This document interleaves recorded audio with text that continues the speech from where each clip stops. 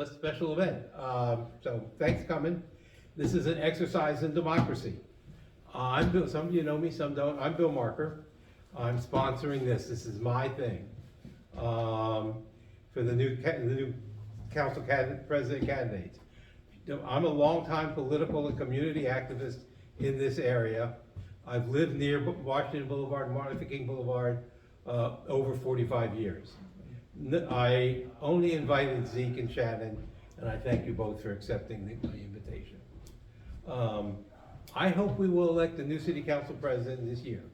If you agree with me, I suggest you have two questions before you this evening. Which of these candidates do you prefer to be the next city council president? And which of these candidates has the better chance of being successful in the May 14th Democratic primary? We may not reach final answers to these questions tonight. Not all of us will have the same answer. I'm not going to be polling the audience as to the preference, but I hope this discussion is a public service to the important work of electing our leaders. After the candidates make opening statements and I ask a few questions, we will take questions from the audience. Now that I had touched base with some city council candidates just to be recognized. I don't think there's any. There's one here. Oh. Is at the bar. Oh, okay. Wait. Oh, responsive to my request. Good. All right. We'll make sure I recognize him. Is it? July. What? Oh, is that? Okay. Yeah, I don't know. Some of the 9th district. We are in the 9th district. I live in the 10th. I live in the Barry Circle, which is a little area, but it's split, city council and police district and things like that. So remind me to recognize. Absolutely. Okay, that. And now, if somebody could get Nick from the bar, he's gonna talk. We are in a historic building, and I wanted a moment or two of talking about Lithuanian Hall. So we'll let him come.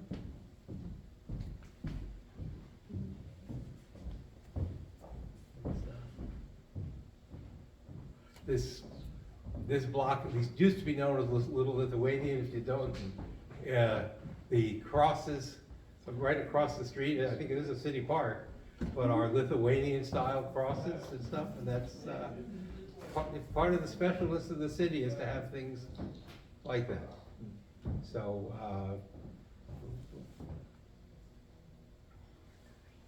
You put up 2 fingers. You put up 2 fingers. Oh, okay, That means no, two that hands. we're That's how I'm translating it. That's two people. okay. That's the candidate.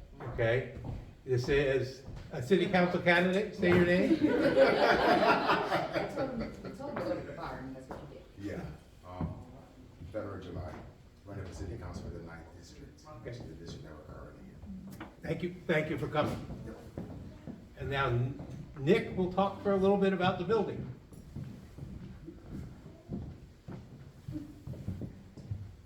Just come up here. Oh, mic and everything. Welcome, everyone. There's no button to speak right into it to work? Okay. No, just don't use it, it's not working. Oh, okay. No, what- Yeah, turned off. Turn it on? Okay. Well, welcome everyone. Welcome to Lithuanian Hall. A couple years ago, we celebrated our 100th anniversary. Lithuania is a very small nation up in Northern Europe. A long time ago, after World War I and World War II, they kind of, for various reasons after the war, a lot of Lithuanians got kicked out of their own country. So ended up here in Baltimore. There once upon a time was about 10,000 Lithuanians just in these neighborhoods here. My father, for example, grew up just a couple stones throws from here. But the Lithuanian Hall has always been kind of a place where people gather. There's been a lot of different like movements within the labor movement and other political organizations have gathered here. So we welcome you here today. Hope you feel at home. If you need anything, I'll be running around behind the bar. I guess I should make the plug. We do rent the place out, so if you guys ever need a spot, we have super reasonable prices. We try to keep it that way so that people can gather and they can share good things. So thank you guys for coming today, and if you need anything, let us know. And want more details, go to Lithuanian Hall Association. Just Lithuanian Hall. Lithuanian Hall, led to the website of Lithuanian Hall Associates, and they have a history page, and it would take you several minutes to recite everything on that page. including the building started as a school, I think, before that. Mhm. So that's, well, thank you very much. Yeah, thank you guys. And if you wanna get it, a drink, after we're done, we have the room till 10:30. So if we're done, there's a little time for drinking afterwards, as long as we get out by 10:30. So, thank you very much for the You got info. it. Okay. See if things work, okay. Let's see. Boop, boop. Yep. Boop. Finally, please note tonight's event is being videotaped by my neighbor Brandy here. And I hope to make the recording available for public review, but not for campaign use, other than what the candidates themselves say. If either of you think it's they think really well, you might get access to it. Your image and voice may be on the recording. By signing in, you acknowledge that your image and or voice may be captured. And if you haven't already signed in, please do so. And I thank my Barry Circle Community President for being back there doing the signing in without. So, that's that. And we'll now get into the meat of the program. Each candidate is gonna have 3 minutes to make their case, then 1.5 minutes to respond to what the other one said. Then there's 3 very insightful, wonderful questions that I have. And then we'll open the floor to other questions. And by 9:30, if not before, we should be done. So thank you for coming. And as to who goes first, Shannon Sneed is 12 letters. Zeke Cohen is 9 letters. We have here a dice. Bill, come up and throw the dice. If it's an even number, it's you. If it's an odd number, you go first. 2, an even number, so Shannon goes first. All right. And Gordon will be keeping Keeping time. okay. He's got, So I'll look at you. yeah.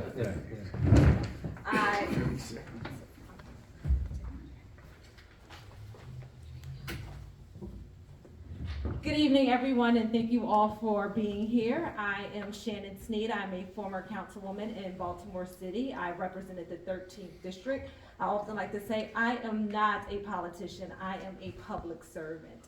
I actually got started because I was cleaning up my neighborhood. I moved into District 13. My husband and I bought a house, and so what we noticed is it needed some work, and so we put in a love and care. We actually, I joined the greening committee and started planting trees because there was only 1 tree on my block. I joined the Banner Neighborhoods and became a after-school reading partner there to work with our young people. My husband joined the basketball team there.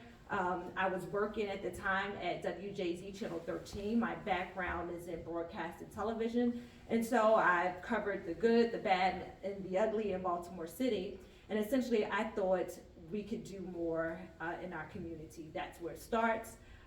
Being a journalist, I've covered the council. I knew who our councilman was, and so I often offered to work with him. He did not want us to work with him. He thought the community was fine being dirty and not really voting on the correct bills that represented our community. And so after some encouragement from neighbors in our community, I ran for city council. The first time I was like, nope, WJZ has never been late on their paycheck. I'll just keep helping and volunteering. But after more encouragement, I actually got in the race and became the city councilwoman. I didn't win the first time. The first race that I ran was in 2011, and I lost by 13 votes. But I went back to the community the very next day and still kept walking and running and cleaning up and working with partners who wanted to help us clean up. When I got on the council, I ran again in 2016, and I went right to work. One of the first bills that I put in was making sure that we actually had what we considered contract workers wouldn't lose their jobs. Someone was working in City Hall, she lost her job. She was about to lose her job, and I was like, why? And she said, because a new contract. And I said, people are losing their jobs who've been working 15 and 20 years, and a new contract comes in and they lose their job. And so officially, I put in a bill and time goes so quickly when I'm talking about it. And so I'll come back to that story, but I'll say this. I am a graduate of University of Maryland Eastern Shore. I went to Morgan for my master's degree. And I put in really good common sense legislation that I'll tell you more about as we go on. So thank you all for having me be here. I have a husband and a daughter. My daughter goes to public school in Baltimore City. I am actually proud of her. She's had the Teacher of the Year in Baltimore City, Miss Dutney, and she was so excited to be Teacher of the Year for Baltimore City and Teacher of the Year for the state of Maryland. So to all our teachers, thank you.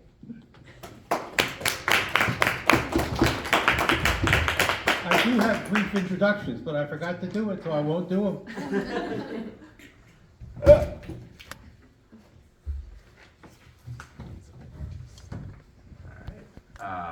Thank you to Bill. Thank you to everyone who came tonight and to the millions watching from home. Thank you for having us. My name is Zeke Cohen. I represent District 1 on the City Council, and I love this city. I love that we are here in the Lithuanian Hall, immersed in culture, that we have some of the best colleges, hospitals, restaurants, creatives in the entire world right here in Baltimore. And yet I am frustrated by this city. I'm frustrated because when I began my career as a teacher in West Baltimore, I taught in a school that didn't have heat, air conditioning, drinkable potable water, a school that had bars on the windows where no natural light could get into the classrooms. I taught in a school that looked more like a jail than a school. And I used to think to myself as a 7th grade teacher, if we are sending our children to places that look like prisons, what are we expecting them to become? And I am frustrated that here in 2024, although we have rebuilt many of our Baltimore City schools, we still have schools that look like jails, which should be unacceptable in the richest state, in the richest country on earth. I'm frustrated that in this city, we have a 20-year life expectancy gap between a child that grows up in Roland Park and a child that grows up in Sandtown, Winchester. I'm frustrated that we pay double the property taxes as folks in Baltimore County here in Baltimore, yet we do not get double the city services. But I am proud to say that as city councilman in the 1st district, we grew our population in District 1 by 5,700 people while the rest of the city shrunk. I'm proud to say that we rebuilt 4 brand new, beautiful Baltimore City 21st century schools, the kind of places where our kids deserve to learn and play. I'm proud to say that I passed the first law in the United States of America to address trauma, which drives so much of the misery in our city through legislation. And that law was just recently recognized. Baltimore won the Robert Wood Johnson Culture of Health Prize for excellence. I'm proud to say that I passed the Neighbors Against Predatory Dumping Act. And I know that here, here around South Baltimore, illegal dumping is a huge problem, and so we doubled the fines on illegal dumping. I'm proud to have passed the Transparency and Lobbying Act because our city has a sick history of corruption. I am proud to have been doing the work. That is the approach that I will take as your next city council president. And again, appreciate you having me here. Thank you. And now you each have another minute and a half to say anything further if you wish. Oh, okay, all right. How's that for politicians? How's that? Public service. Public service. Well, politics is public. I am very proud that I've tried to do politics my whole life and it as service and everything. I've never succeeded in winning, but I've done a bunch of stuff. But this is not about me. So I have three questions that do I need to be doing this? Or is it, Yes. that helps? Okay. So, the Baltimore City Charter, this will go, help me remember whoever went first before, well not, so the first round, Zeke will take the first question first, you'll take the next question first. Help me remember that. Cool. The Baltimore City Charter allows us to acquire a sports franchise by purchase or condemnation. We could then either operate the franchise or resell it subject to restrictions, such as not being allowed to leave Baltimore. I recently advocated that a city acquisition of the Orioles would solve the threat of the team absconding from Baltimore and would save the public up to $1 billion. We appear to have a temporary solution, keeping the Orioles here for as little as 15 years. The question is, should the city council hold hearings to discuss how such an acquisition could happen in preparation for exercising the acquisition option when appropriate? Zeke, you're first. So I will say that I am glad to see the Angelos family passing the team on. I think that what Mr. Angelos did in essentially holding the governor and the mayor up and making a deal and then unbeknownst to anyone selling the team was really shameful. And it's disappointing because obviously the Angelos family has contributed in many ways to the city of Baltimore. But I will say that I'm excited about the new ownership group. I think there's a lot of energy. I love to see, I was just with former mayor, now president of University of Baltimore, Kurt Schmoke. Love to see that he's involved now with the team. Baltimore is a football town and a baseball town, and it should also be a basketball town. I would love to see a WNBA or an NBA team come here to Baltimore. In terms of public option and the city acquiring, the Orioles, look, I want to see what happens with this new management group. Like I said, I'm excited. I feel the enthusiasm. I feel like this is a moment. I think that the O's are going to win the World Series. And then the Ravens are going to win the Super Bowl. And then we're going to get a WNBA team here in Baltimore. All right. So because I believe in transparency, because I believe in honesty, I think we always should have a discussion. I think it should always be on the table that we have ideas, and if there are solutions, let's tackle them.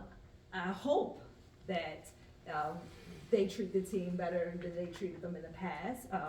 I've actually seen and worked with other unions where the concession stand members were not treated very well, didn't get good pay, didn't sometimes get even hours. And so I would say that, hey, yes, we're excited for a baseball team, but ultimately I want to make sure that the people who are working for the team are treated fairly, that they have decent wages.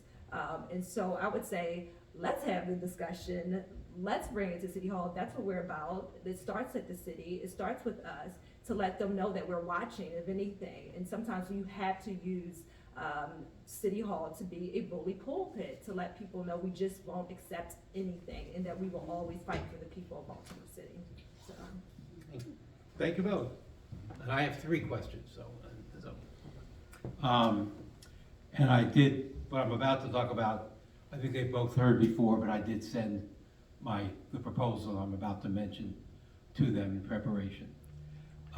Maryland's property tax system, by letting each county set its own rate, subsidizes our rich counties at the expense of 4 jurisdictions, including Baltimore City. We push privileged people ahead, leaving poor people behind. Having one statewide rate would benefit the majority of Marylanders, including Baltimore City. Should Baltimore City reach out to Governor Moore and the counties hurt by the current system to create a one state, one rate property tax system?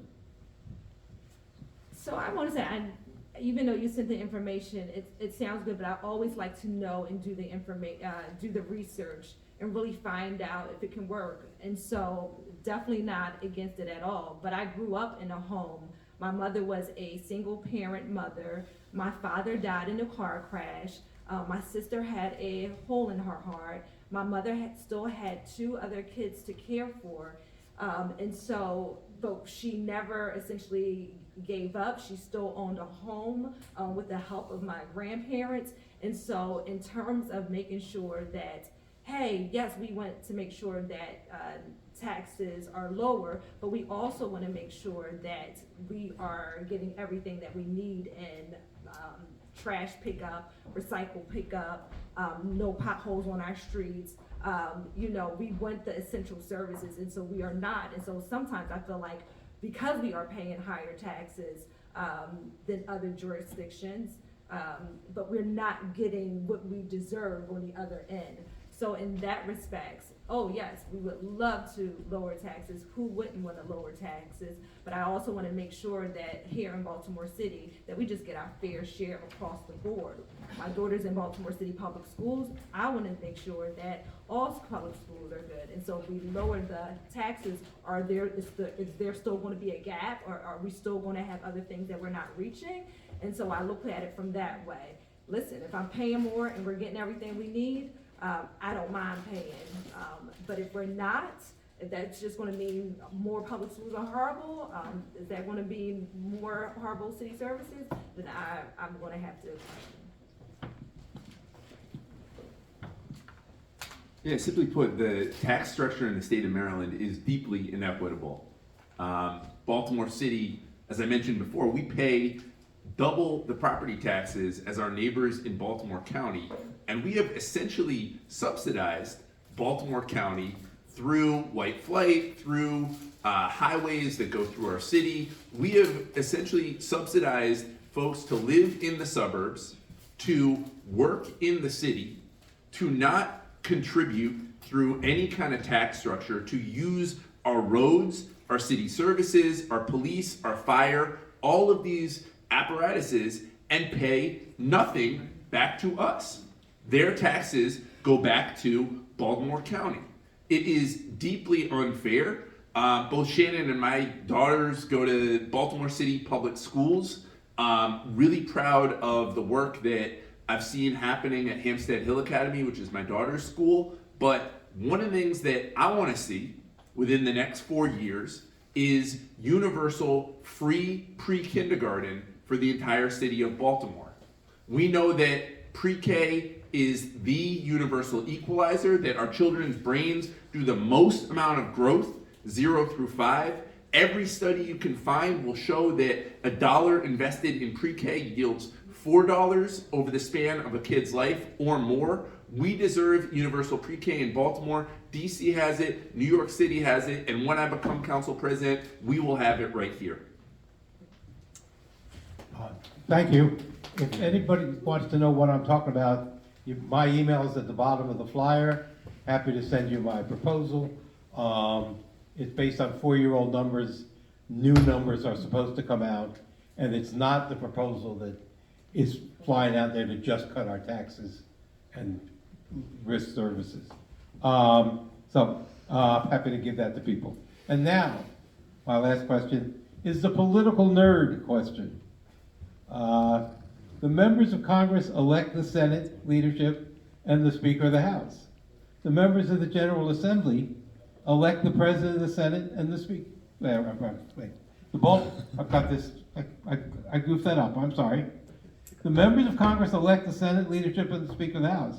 Members of the General Assembly elect the President of the Senate and the Speaker of the House of Delegates. But Baltimore City Council members do not elect their leaders, reducing their influence in service to the constituents. Should council members elect their leadership? And who's first this time? No. I like that we are unique in Baltimore in that the people decide who their city council president is going to be. There's an argument, and one of my colleagues on the council makes it, that it would be more democratic if the members selected their speaker or their leader like they do in Annapolis and DC. But I like that here in Baltimore, it is the people that give us the power. And so I would not change the system. I think the more people get to decide on leadership, the better.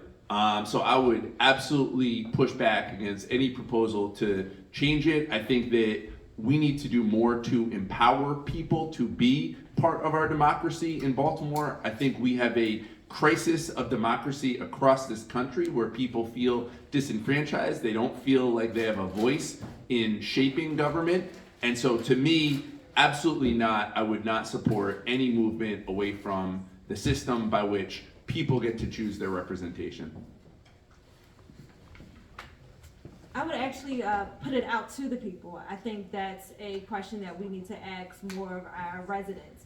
The way though that it's designed, if something happens to the city council president, guess what? And we've seen it a couple of times, the city council president becomes the mayor. And so in a way, that's why it's set up the way that it is, and that's why people essentially like being able to select their actual city council president, because that person may essentially be your next mayor. And so in the past, we've seen that happen.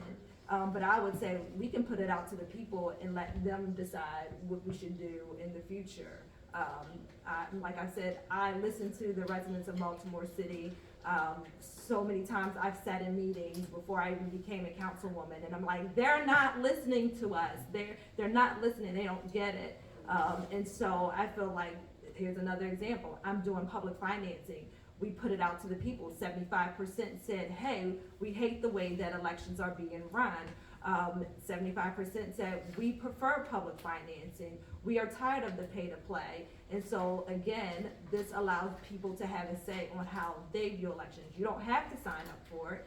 I did, because I listened to the people of Baltimore City. And so as the next city council president, that's why my door will always be open. That's why I will always be honest and transparent. That's why I will always take the phone calls and walk the districts and be on the bus and the subway, because that's where the people are. I go to where the people are.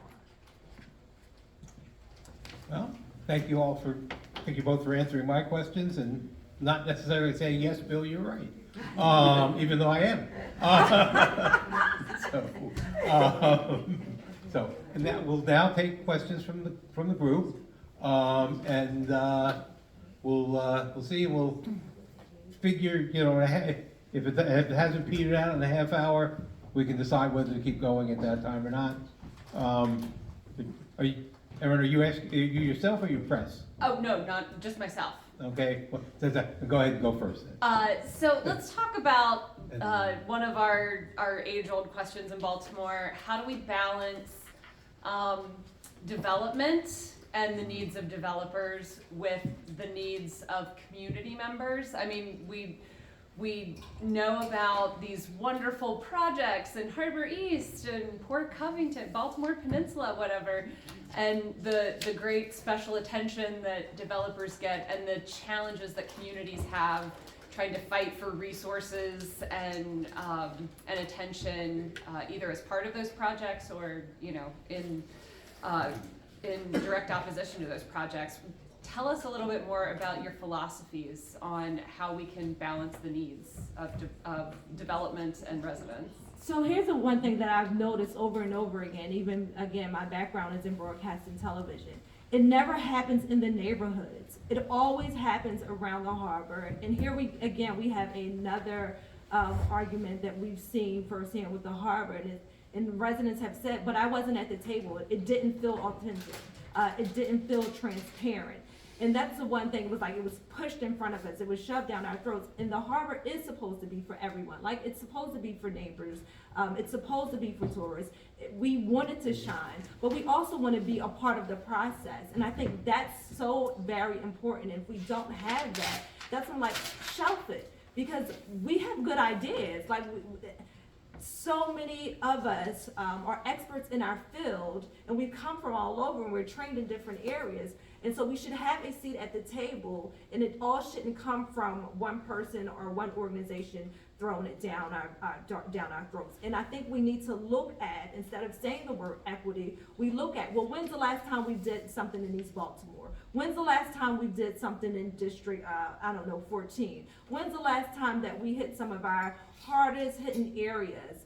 And I think that makes a difference. When you do it that way and you compare, you actually put the numbers in, you can see, well, shoot, no one's been to Pigtown in a very long time. No one's been in West Baltimore in a long time, but we've been to the inner harbor. It doesn't make sense. The dollars don't make sense.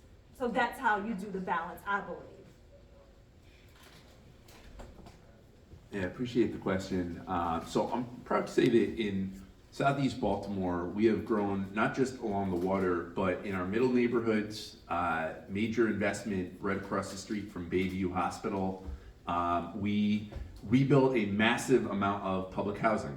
O'Donnell Heights is one of the oldest, most decrepit, really shameful that we're still having people live in World War II era public housing that is quite literally falling apart. And so we rebuilt it, starting from the ground up in an area that had long been neglected, had not gotten the love that Canton or a Fells Point or a Harbor East had gotten. We put our energy into rebuilding O'Donnell Heights. And if you go there now, it is beautiful. There's Keys Point, which is mixed income housing. Folks had a right to return, so many of the residents have come back.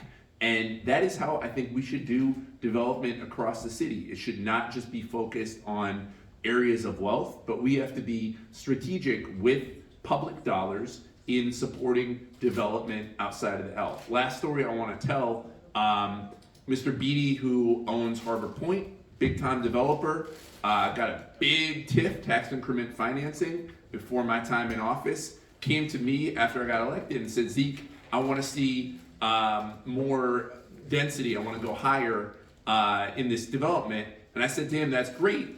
I want to see 30% local hire, because we need to make sure Baltimoreans get the jobs, and Baltimoreans are part of the renaissance in our city. He said no. I said, then you're not getting your extra growth. You're not getting your density. We went back and forth. Ultimately, he came to the table and he signed an agreement, an MOU. We got 30% local hire. We got the density in that area, and it's been really good. That's the kind of leadership I'm going to show. We are going to hold developers accountable and make sure they are supporting growth for Baltimoreans by Baltimoreans. And you'll be next. If you want to state your name, if you care to say your neighborhood when you ask a question, you're welcome to do so. Erin, do you want to go back and do that?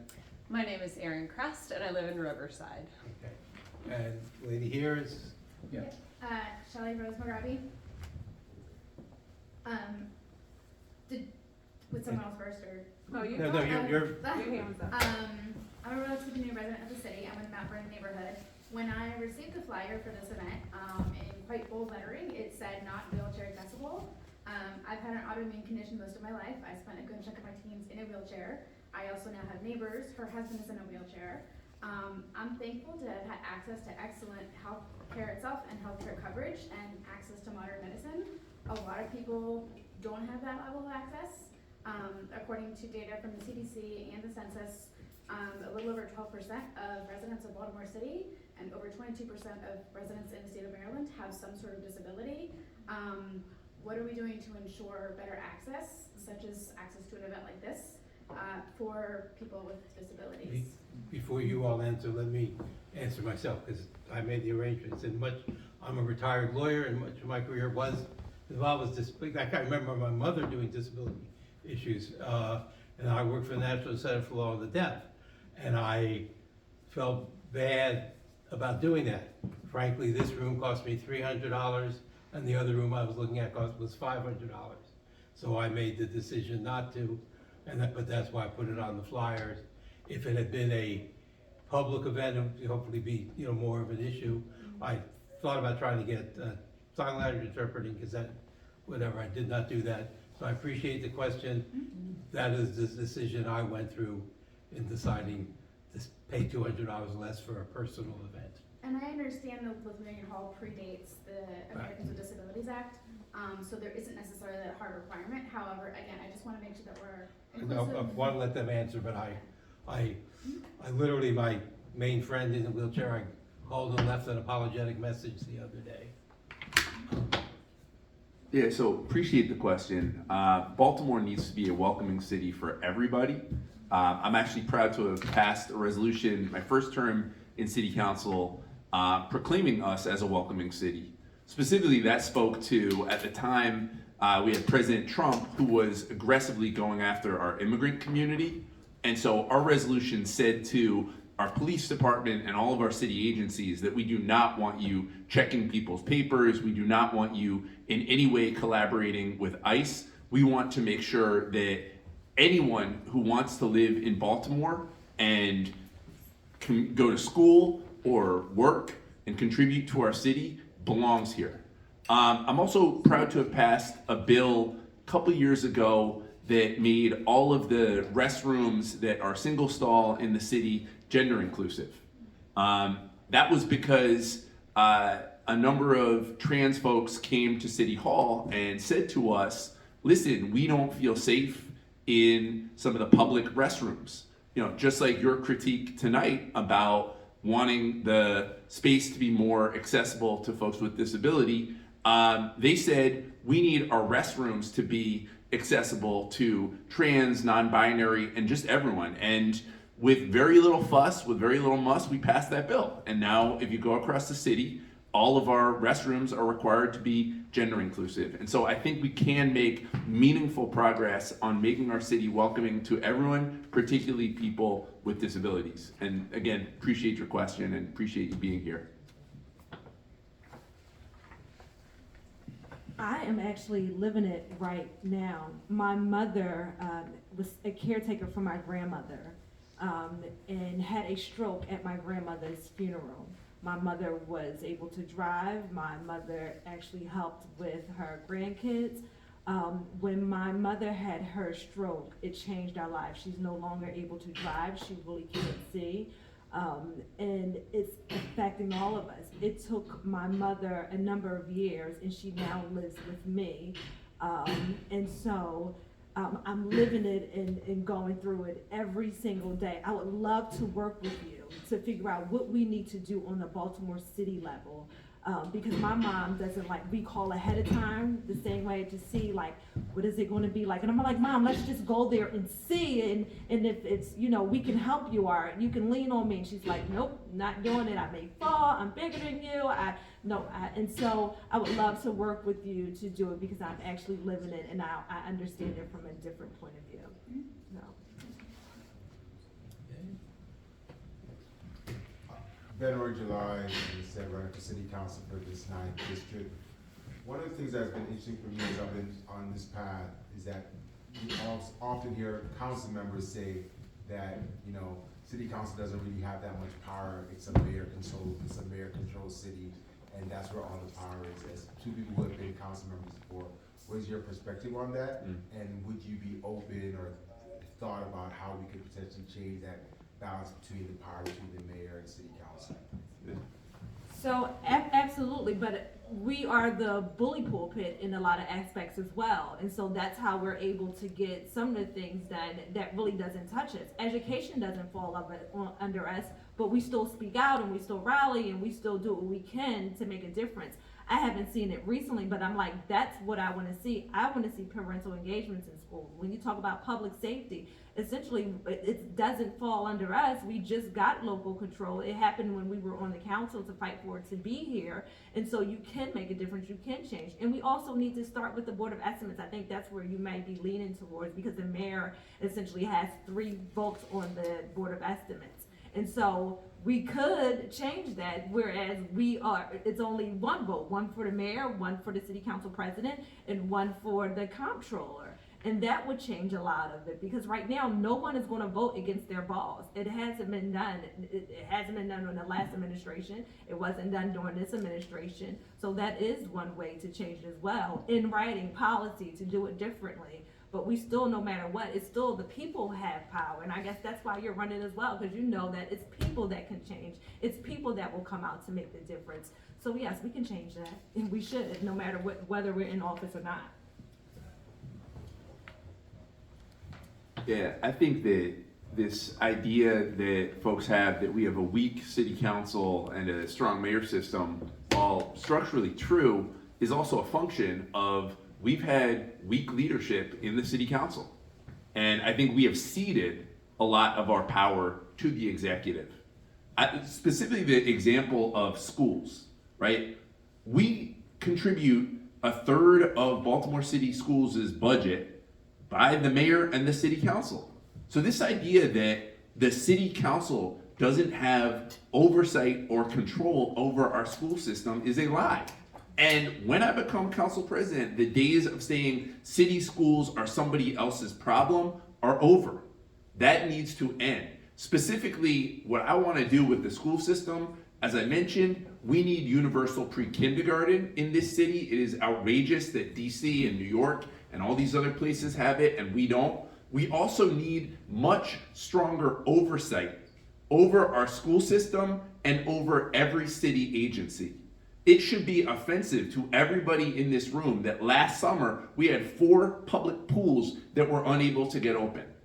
And you could say, well, that's a function of the mayor or Rec and Park, but it's also a function of leadership in the city council. We should be doing consistent oversight hearings over all of our agencies, including Recreation and Park, because guess what? Summer starts basically the same time every single year. And so we should know when our pools are on schedule and when they're not on schedule. We should demand consistent oversight over all of our agencies. Thank you. The question in the way back. Hello, so I appreciate you just talking about oversight, and I appreciate you bringing up this idea of limitations of city council. So, we are a city that is home to premier universities and medical institutions, and yet we have this huge disparity in the health outcomes in Baltimore City versus the state. We have huge racial disparities. We are a predominantly black city, and yet we've got institutions here of bringing in all of this brain power, and yet we have these disparities. So what power does the city council have to hold them to account? What would you do as city council president to hold these medical institutions to account to the residents of Baltimore City in their health outcomes?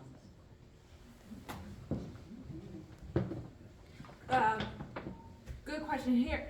Someone speaking of color, black, who moved into District 13, which is a district that a lot of times is, before they even redistricted, we got Upper Fells Point and Butchers Hill. I felt like we were the forgot about district. No one paid us any mind. No one asked us for our thoughts. No one brought us to the table. And the councilman, again, like I said, never did. He didn't even think we were important enough to come to our meetings in District 13. And so I feel like part of it, what we have to do is make sure that we actually have a seat at the table. I feel like we don't need all the experts coming in telling us what to do. We don't need another white man coming in telling us what to do, another person who lives outside and comes over to tell us what to do. You can have a seat at the table with us, but you cannot forget us. We have more of a say and know what it's like to go through those trials and tribulations every single day and to make it better. And so I would say that's where we really need to start, is being partners. And that sometimes I just don't feel like Hopkins was in District 13, right? I don't feel like we were partners at times. I felt like they didn't hear us at times when we sit, and it's been books written about what has happened in District 13. So I feel like that is the start of it. Include us when you're making policy changes. Include us when you are having these conversations. Don't go around us. Don't think that offering us some lunch and some food is going to make a difference. And that's constantly what happens in our district. Like, I could have moved anywhere, but I decided to move into an area where I know that they needed help with abandoned homes. We had a number of abandoned homes in East Baltimore. I moved into an area where I knew that it wasn't a premier supermarket. Guess what? I moved in that area because that's where my dollars would make a difference there. Yeah, first, I appreciate the question. The intellectual capital per square mile in this city is crazy, right? I mean, you throw a rock, you hit a major college, and not just Hopkins, but Coppin and Morgan and UB and Loyola. And I came here for Goucher. Shannon studied at Morgan. I got my master's at Johns Hopkins. Like, we have so much talent that we are creating in Baltimore. But to your point, we're not retaining people in the way that we should be. And we're also not home growing our own talent. And I don't think that every child needs to go into a four-year college. I think we need to do better at creating pipelines either into college or, frankly, into the trades, where we have a growing population of folks who can do the building and construction. We have so much development happening in our city. But a couple things specifically. One is that I want to create a direct pipeline between our colleges and universities and city government. We need to regrow our own municipal workforce. This is a problem across the country. We don't have enough sanitation workers in Baltimore. We don't have enough cops, police, fire. Any of our agencies are understaffed. Why aren't we recruiting from within our own high schools and from within our own colleges and universities? And then second, as it relates to accountability, in 2026, we are going to renegotiate our pilot, which is our payment in lieu of taxes with the colleges and universities. Hopkins pays a pathetic $1 million into the city's pilot as a voluntary agreement. They should pay much more. They own the most land of any private university in the state of Maryland. They should contribute more to the uplift and well-being of our communities and of our city.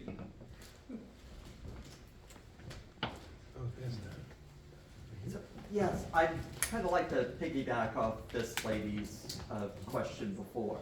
So what specifically, in terms of, getting the people of Baltimore to the table, would you do so we don't have, yet again, has happened historically in Baltimore, here, we're bringing you this, isn't it wonderful? And what do you think of it? But we have no say from the get-go.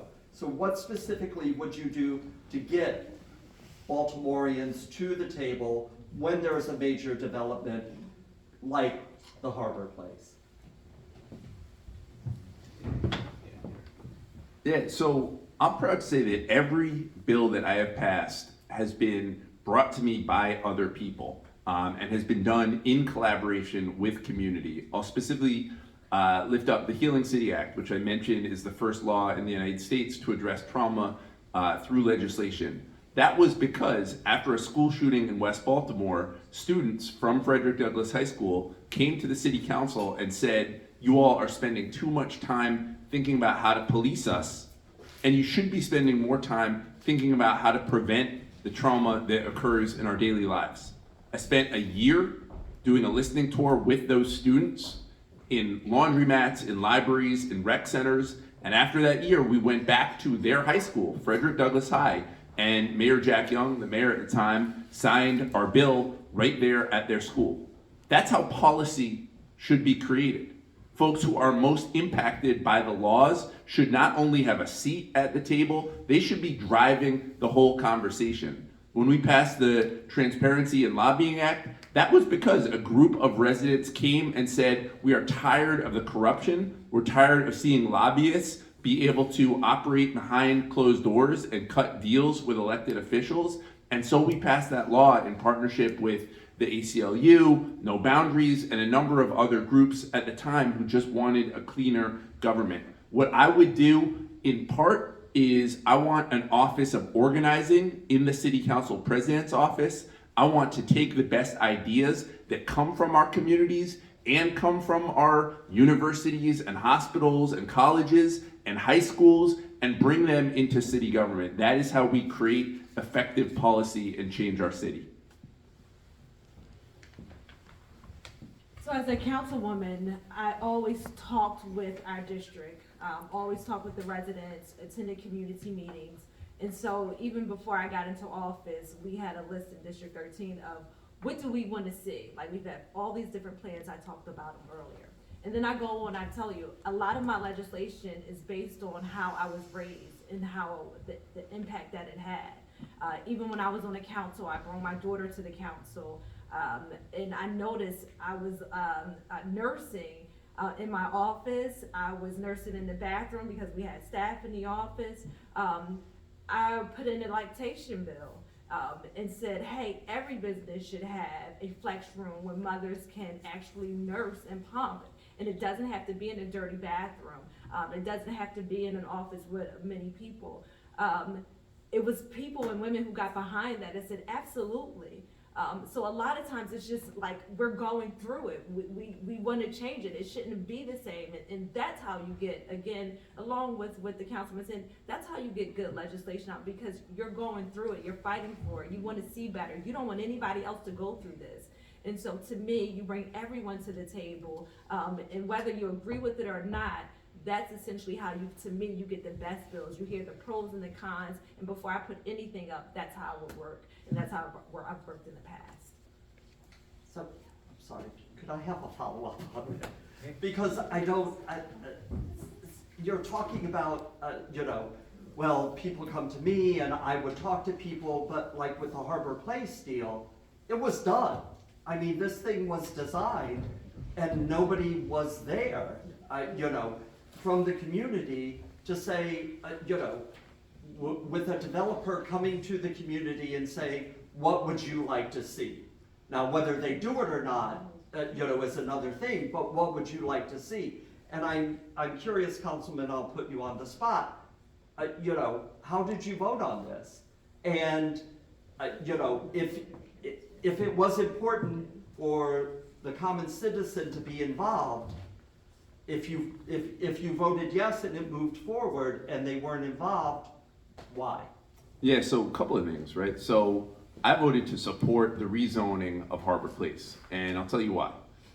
First off, Mr. Bramble did, I want to say, 14 listening sessions around the city. So let's just be clear that the level of community engagement that I saw with that project was, in many ways, more than I have seen with a lot of development projects in the past. But again, Hang on, let me go, and then we can go back and forth. So number one is that he did a substantial amount of community engagement before we passed any bills. Number two, I like the project. I'm not gonna sit here and lie to you. I think it is a good project. I do not have a problem with people living downtown, living by the water. I think we need the density. I think we need the population growth. I like that it expands the green space. I like that it gets rid of that god-awful spur over there on Light Street. Where I have concerns with Mr. Bramble's project, with Harbor Place as it has been articulated, is the public money that he has asked to go into it. That is where I intend to push back. But here's the final thing. What I think is great about this is that you're gonna have an opportunity. Unlike most development projects, this one is going on the ballot. So we are going to get to vote collectively on what we want to see, whether we want to see his project or not. And if people don't like it, it will go away. That'll be the end of the project. And so it is not perfect. It is, I understand the opposition. I know a lot of folks, the changing the harbor, which I think a lot of people have a lot of pride in the Harbor Place, but I would just say that it has been badly neglected by the previous owners.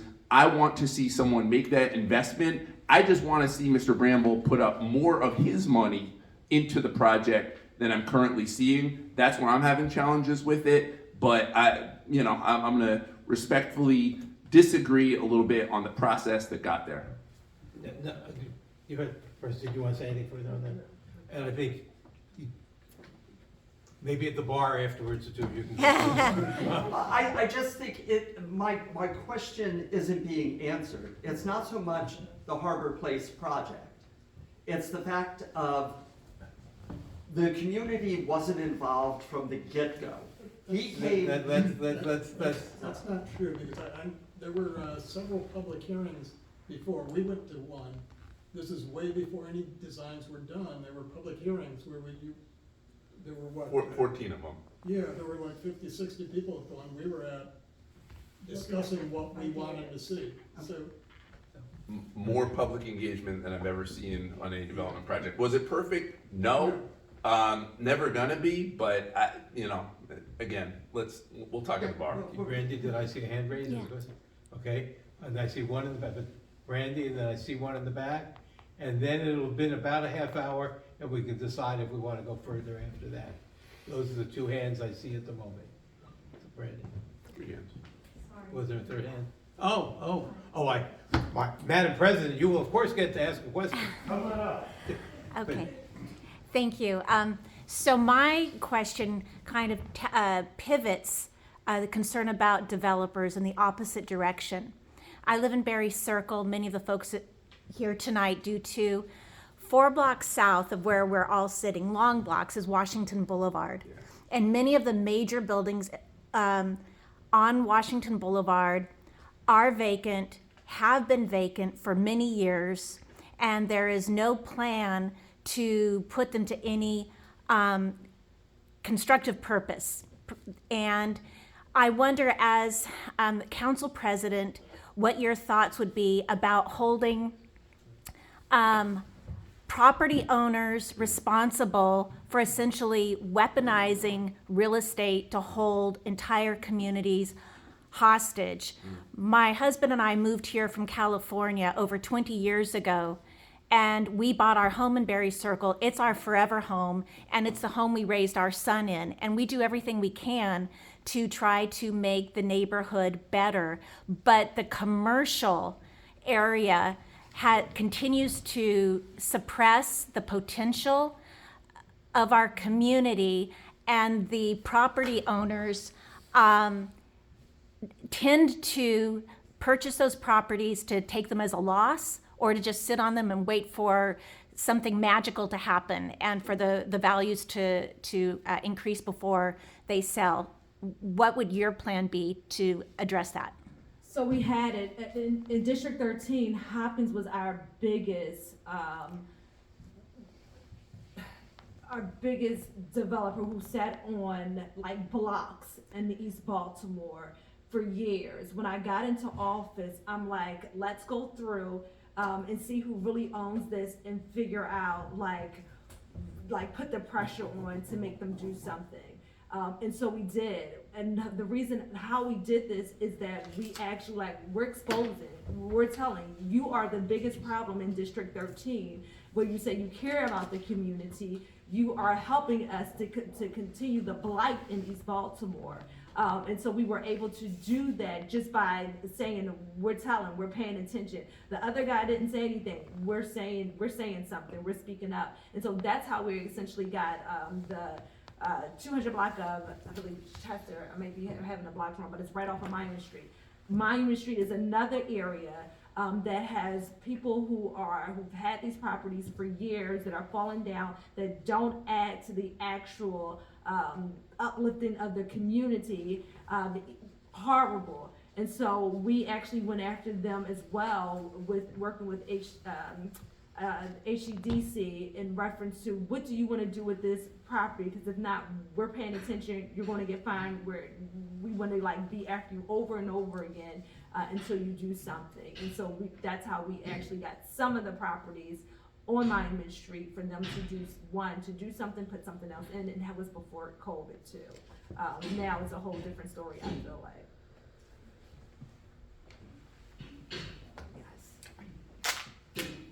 First off, I just want to give some love to our timekeeper over here.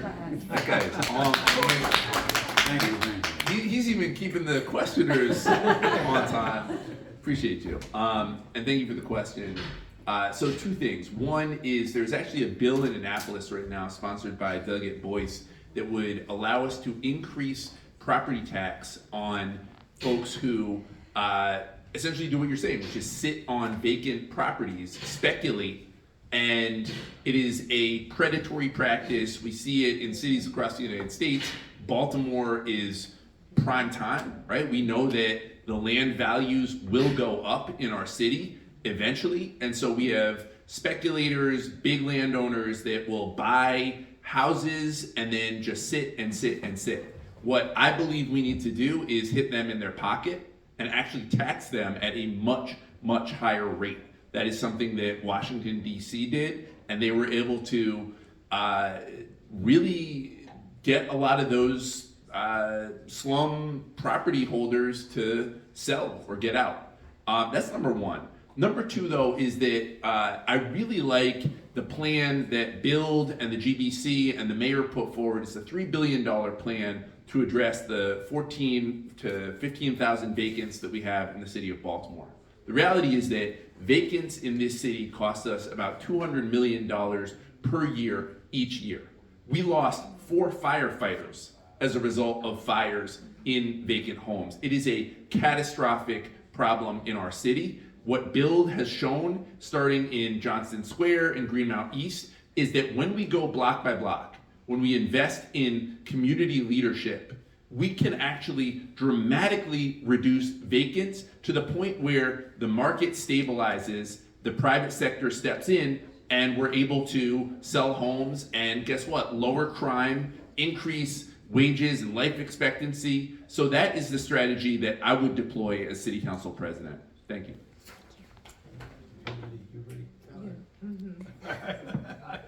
Okay.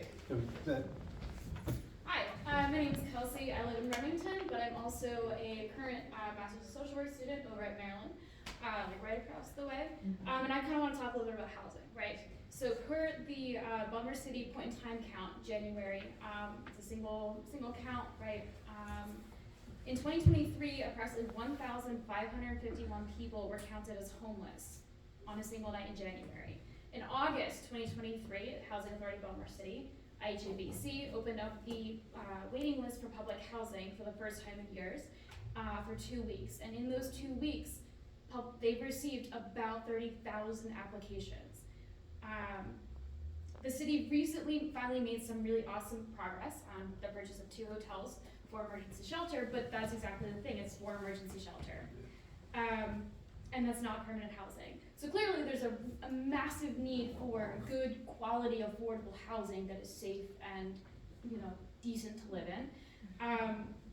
But the current housing stock is extremely limited. And I'm super stoked about the inclusionary housing bill that recently passed. Woo! But that's really only going to be for upcoming developments and things like that. So what I really want to hear are, what are your plans to address this housing crisis for both new and current units? Zeke. I'm blessed. Whose turn is it to go first? Zeke. I'm sorry. Thank you, Kelsey. Yeah, so we know that the affordable housing crisis is not just a Baltimore thing, that is a United States of America thing. When we look at cities on the West Coast in particular, I was out in Sacramento not too long ago, and the level of homelessness, the amount of tent cities, it is just deeply disturbing. And again, it just, in the richest country on earth, we should not have people living in tents or living outside. Baltimore is in some ways in better shape than a Washington, D.C., than a New York City, than a Sacramento or San Antonio. But we know that the affordable housing crisis is getting worse, and it's getting worse in our city. So number one, we just have to build more housing. We need a housing first strategy. I love organizations like Healthcare for the Homeless that understand that the first place to getting someone into stability is to get them a house. Whether that's a tiny home, whether that's even the hotel rooms. I was looking recently, a developer took me to go see some modular homes created by the shipping containers that are at the port. They were able to convert it and turn it into like a full-on home with plumbing and electricity. We need to build more housing, and then we need to make sure that we have wraparound services for our neighbors that are experiencing homelessness, because it often comes with comorbid issues around mental illness, around addiction, and we need to make sure we are treating whole people and first and foremost, putting people in housing. So yeah, thank you for that question, and that is, I tell you, when I always think about, I go back to when I graduated from college, I was on the Eastern Shore, Princess Anne, and I didn't have anywhere to live coming into Baltimore. And I'm like, but I know that it would change my life if I just got here. I just needed to get here. And so I was like, if I have to live in my car, I'm gonna do it because I just need to get here, and I know that I have a job here and it will make a difference. But one of the things that people often talk about that are homeless is to say, I don't want to sleep in the shelters. I don't want to go there. It's not safe. And that's how many people end up on the streets, because the shelters may have room, but no one feels comfortable there. And so I feel like we have to look at doing the shelters better and investing, at the same time building affordable housing. I'm like, we do have housing sector. We have so many abandoned homes in East Baltimore and West Baltimore that I'm like, if we just started in our communities, if we started to put money into housing, if we started to put money in education, it would make such a difference. I feel like we have all the money for everything else, but we never have money for making sure that people have housing, the number one thing that's important. I mean, even teenagers, couch surfing, homelessness is real, and you don't know it unless somebody says it. And I'm like, no one would know that I didn't have a space, that I wouldn't have anywhere to live. I have a mother. Go back home, but that wasn't an option. I wanted to make it. So I just go back to them to say, as the next city council president, I want to make sure that we actually put money and we invest and we ask the questions, where is the money, and go through the books, because I feel like it's money out there. Stop telling them truths, as I tell my daughter, and we don't say lies. But stop telling them truths so we can figure out, so we can really invest in making Baltimore City better for all people. Put my own 2 cents in there that my one state, one rate plan, which would greatly cut our tax rate at little, if any, hit on our income, on our resources, would, among other things, help housing, not just by having lower taxes on the housing, whether it's existing or new. So plug for my idea. And before I call on Rebecca, is there anybody else who has a question that they really want to do? Well, I think the timekeeper has earned one.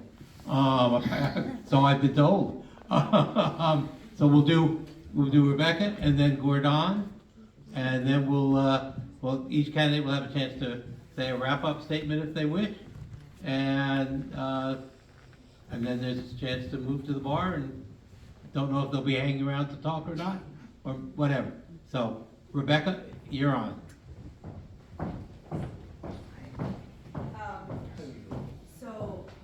I'm the president of Berry Circle, which is a historic community in District 10. There's at least 5 of us from Berry Circle. Just For the Facebook. I already had to write this down. Okay. It's fine, just, Perfect. I mean, whatever. You're perfect. Okay. All right. Just wanted- Hi. For the audience that's watching at home. Okay, yes. So yes, I'm the president of Berry Circle, which is a historic district historic community in District 10. There's at least 5 of us here that is from Berry Circle. So my question is that, we've been dealing with a lot of drug use in our neighborhood. And this question, I think, definitely ties with Kelsey's question as well.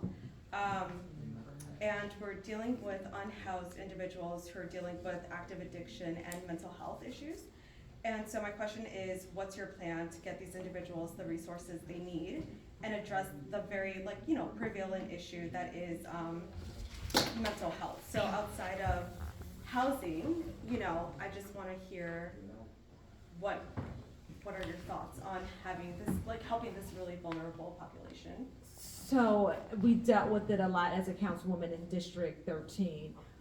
And so we actually had, we even did a test site because we want people to use safely, and then we essentially don't want people to be arrested because they have a drug problem.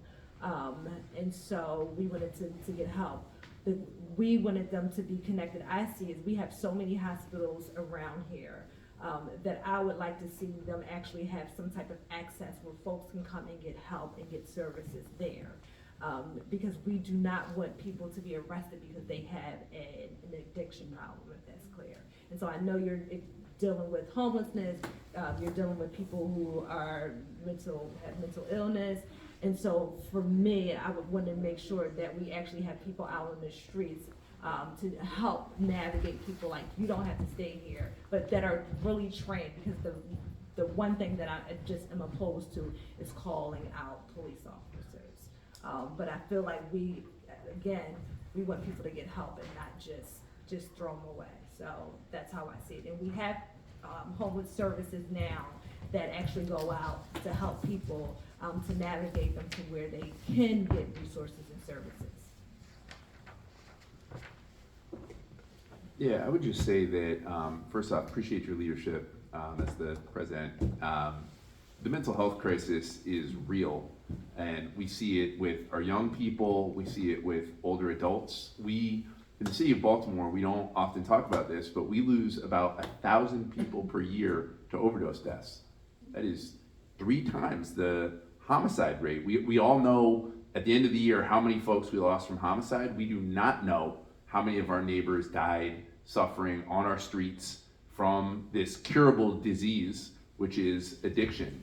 Baltimore was ground zero for the war on drugs. We know that war failed catastrophically. We need a different approach. I'm proud to say that I passed, as I said, the first law in the country to address trauma, mental health through legislation. And after training our library system, the head librarian came to me and said, you know, we have all these folks who come into the library, and we're supposed to have this zero tolerance policy where the only thing we can do if they're suffering from addiction is kick them out and not let them come back in. And she was like, I don't like that. But I want to bring some resource into the library so that we can support people where they are. So instead of the zero tolerance, we helped her to bring peer navigators. These are folks who themselves have struggled with addiction into our library branches. They are state certified. They help people connect with treatment. If they need Narcan, whatever it is they need, we help people get. There was one woman who came in, she just needed diapers for her baby. And it's just that start of a connection. It's that human empathy piece that can help someone get into treatment, get into recovery, that I think is so important. And so dealing with the mental health crisis, dealing with the addiction crisis, the opioid crisis in our city, I think is critically important for the next mayor and city council president, because it is the silent killer, and because of shame and stigma, we just don't talk about it enough.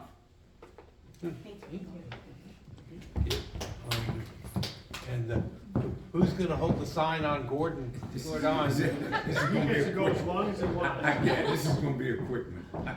The status of the Sheraton Hotel, do we as the city still own that? The Hilton? Yeah, the Hilton. Okay, Hilton. I'm like, wait. Yeah, I'm sorry, the Hilton. And, Yes. and what is the plan to, what is the plan for that building, given that it can have job training in it, it can do all other kinds of things once they start? I mean, Orioles are winning now, so they'll probably fill it up this fall. Yeah, so the city, just for folks that don't know, the city of Baltimore bought the Hilton Hotel. I believe this was under Mayor O'Malley, I want to say. And it has not been profitable. We've lost a significant amount of money on the Hilton. I know that Mayor Scott has been quietly and increasingly loudly trying to sell it. I do not think that was the right investment. I think that we need to be really strategic with our public dollars, and this city does a lot of things well. We are not great hoteliers, and so that is not a business I would recommend us getting into. I will say that I'm really proud that my campaign was endorsed by Unite Here Local 7, which is the hotel workers of Baltimore. They are some of the most some of the most undervalued residents and employees in our city. I'm really proud that in 2019, I stood with Unite Here and we unionized the Marriott Hotel, which is right down the road from the Hilton. I think we need to do more to support the people that work in our hotels. I think we need to do a lot to bring tourists in and give them a great experience while they're here in Baltimore, but I do not think the public ownership of the Hilton has been a good deal for Baltimore, and so I would work with the mayor to sell it.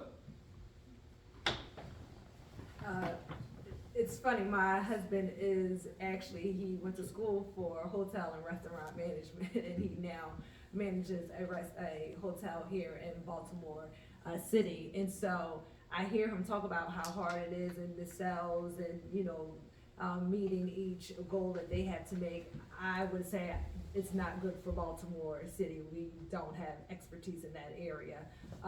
But of course, we wanted to stay and be profitable and make money, and then hopefully, of course, like the Orioles and the Ravens and all the people that come in use it. So I'm just going to say, no, we need to get out of that business. So I think that's the end of the questions. In a moment, they'll each have a chance to say a final couple of words, but I want to wrap up. So again, thank you for coming. This is the democracy we're fighting to defend, so I encourage you, came out to please contact people, and there isn't a lot of publicity about city council race and city council presidency race. So please take this opportunity. You've learned something to say to your friends and neighbors. I met these two, and whatever it is you care to say, and the importance of voting. I'm not sure if they both have campaign literature back there, but okay, there's probably contact information there on the flyer. Both of their websites are on the flyer. So this is very important, and the council races and all the things, and we just need, the more people vote, the more the city is impressive around the state. So that's good too. So whatever you can do to encourage people to vote now, and of course in November. If you haven't signed in, please do. Some people in the room know I and my wife do an annual holiday card.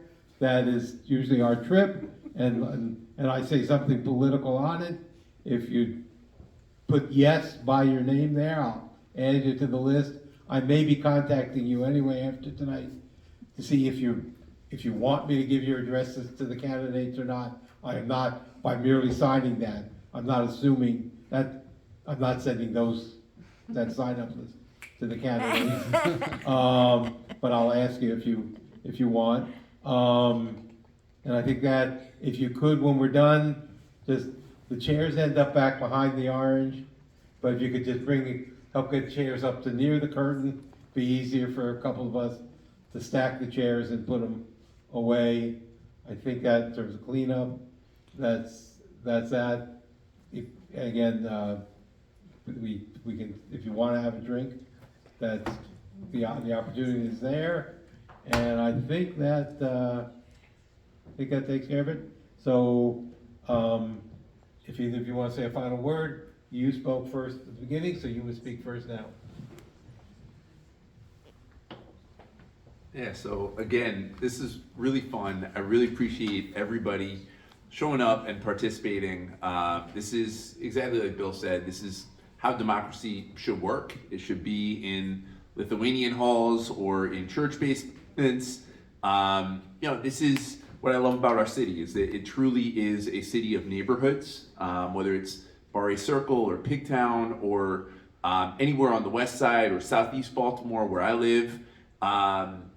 This is what is so great about Baltimore, is that people have tremendous pride, and even when we don't agree, we can argue civilly and respectfully and still be able to drink a Lithuanian beer or whatever that thing is at the end of the night.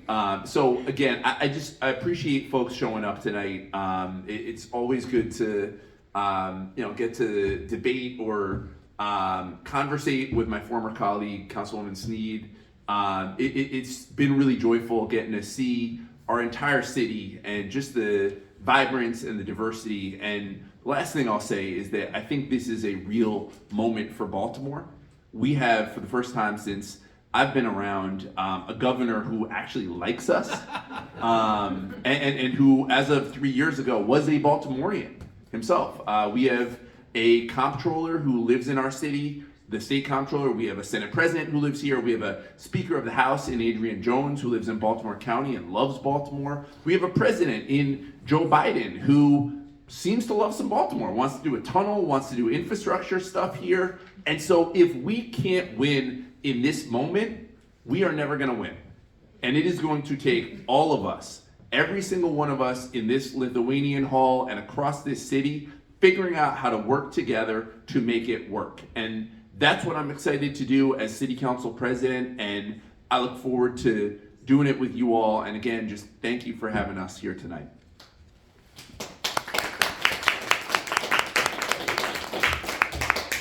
Yes, thank you guys for having us. Thanks for showing up. You could have been anywhere, but you decided to spend it with us this evening, and so I appreciate it. Please, I say, look at what we've done, look at what we've accomplished when no one was looking, to know what we'll do in the future. I've said over and over again, I live in Baltimore City, my daughter's in Baltimore City Public School. A lot of the legislation that I passed really was about how do we make it better for the people that live here.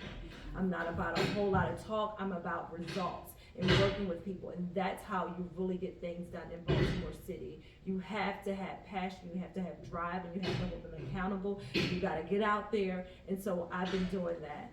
I'm like, I don't have the answers to everything, and that's why I would love to work with you, and I hear more about housing, how we can do that together, because I don't have all the answers, but what I always will have is an open door to see how we can accomplish some of this stuff together, because we have goals. We all wanna see Baltimore City thrive. We all said we love Baltimore City, but we know we have some challenges. So as the next City Council President, I'm asking that you please consider me, Shannon Sneed. Go to shannonsneed4baltimore.com. I know that I listen to the people of Baltimore City. That's why I'm doing public financing. I'm the only one that's doing public financing in this race. I've been saying I'm like Shirley Chisholm. I'm unbought and I'm unbossed. And so I'm like, the most that you can donate is $150, but you can also give $1 or $5.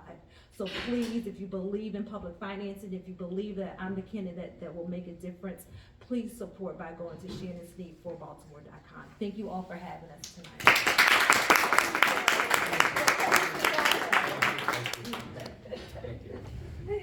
Oh, sorry. I do want to get a picture with the two. Okay. You got it.